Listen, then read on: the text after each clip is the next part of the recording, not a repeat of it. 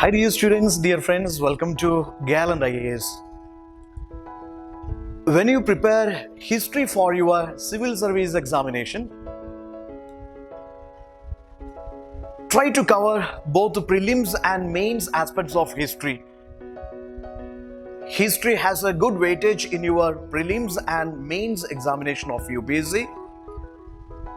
And history is also very vast. So you have to strategize preparing history for prelims and mains. And if you check the previous year's questions, very recent, last 2-3 years, previous year's questions of history or from history, it is clearly understood that you require in-depth knowledge or in-depth understanding of history in order to score well from history. Okay, so here in this series, we will be covering prelims, mains aspects of some very important history culture topics simultaneously. Okay, let us start now. This is about the banking and usury practice in ancient India. In prelims, they can ask a question like this: what does the term Adesha refers to? 2020 they asked what does that hundi refers to? Medieval India, bill of exchange, promissory note. They can ask a question like this: terms, terminology related to various social economic practices of ancient India or religious practices of ancient India.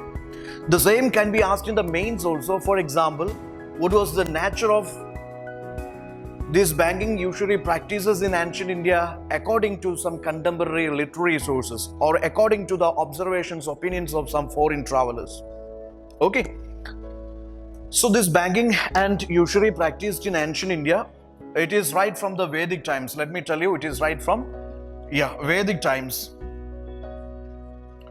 Vedic times they practiced this banking usury. It was prevalent there. There is a term called Kushidin. This term is mentioned several times in this early Vedic text. Okay, it was mentioned several times in this early Vedic text. It is nothing but usurer.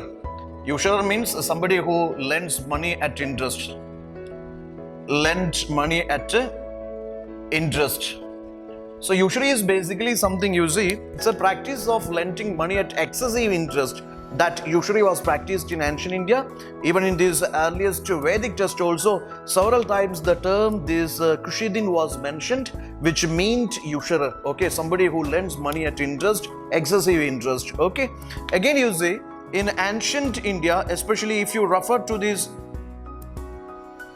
Mauryan literary sources, you can see that the terms Ragnapatra or Ragnalekhya. Okay, this was mentioned in Mauryan literary sources. Okay, Ragnapatra, Ragnalekhya means this is something loan deeds. Okay, these are loan deeds. It mentions the name of the debtor or the creditor or about that particular rate of interest, about the method of repayment,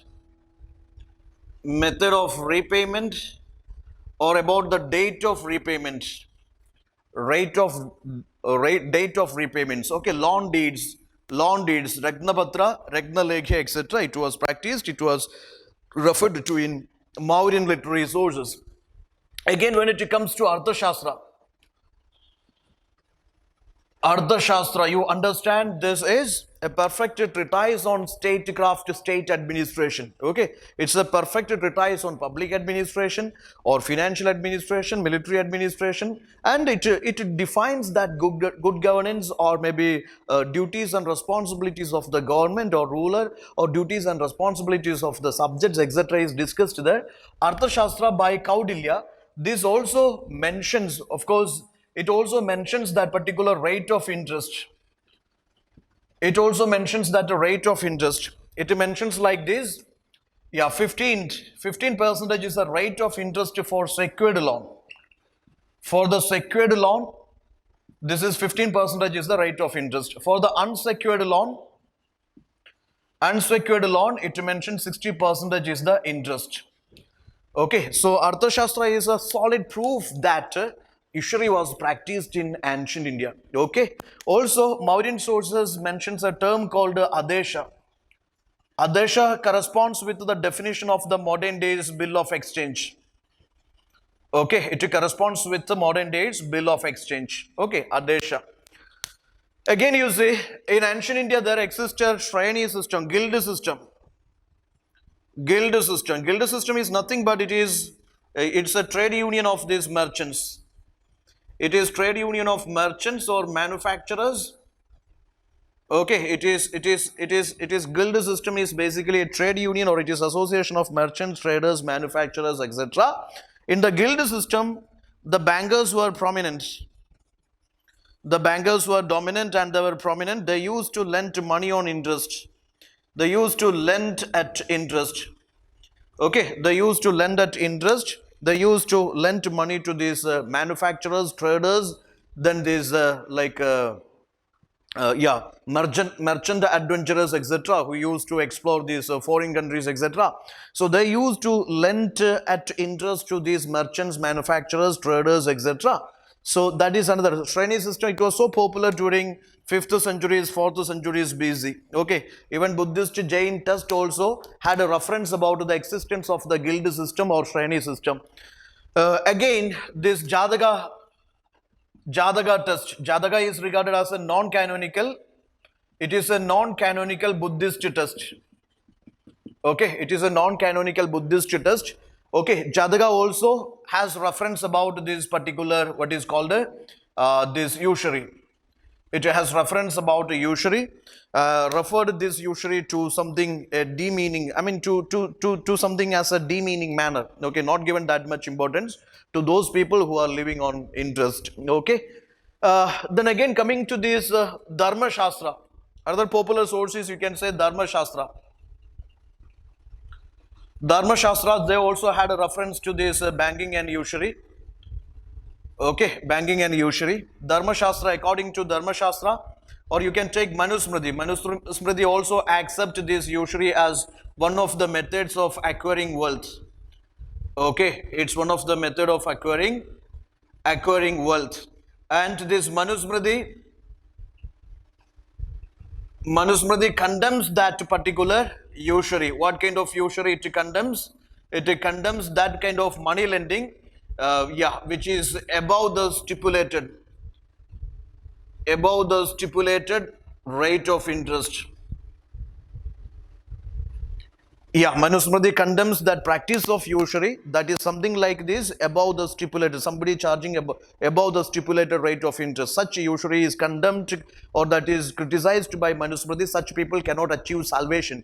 That is why many like these money lenders, they were attracted to Jainism, Buddhism kind of the religions also.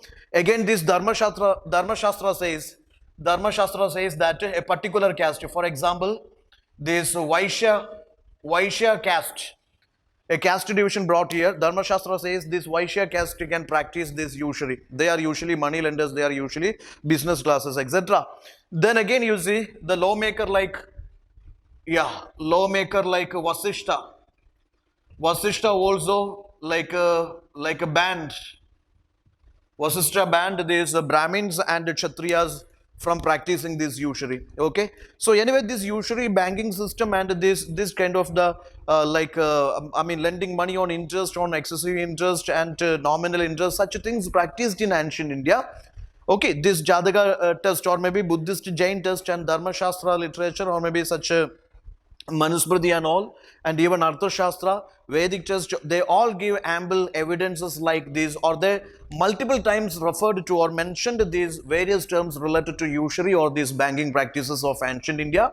But in Megasthenes Indica, he says there is absence of usury in India, but the reality was Megasthenes was not able to realize the method of usury practiced in India. Okay, he tried to compare it with that of the Western world. That is why, yes, he was of the opinion that slavery was absent, usury was absent, etc. But in fact, many of the Dharma Shastras or maybe Vedic literature and this I mean, Buddhist, Jain literature, Arthashastra, etc. They have, yes, lots of I mean, they mention about this practice of banking and usury in India.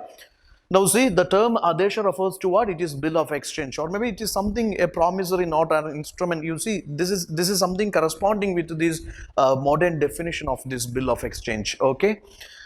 So just to go through it, this is the way. This is just a simple analysis, a quick analysis of banking and usury as it is recorded in these early ancient Vedic text or maybe literary sources, literary text.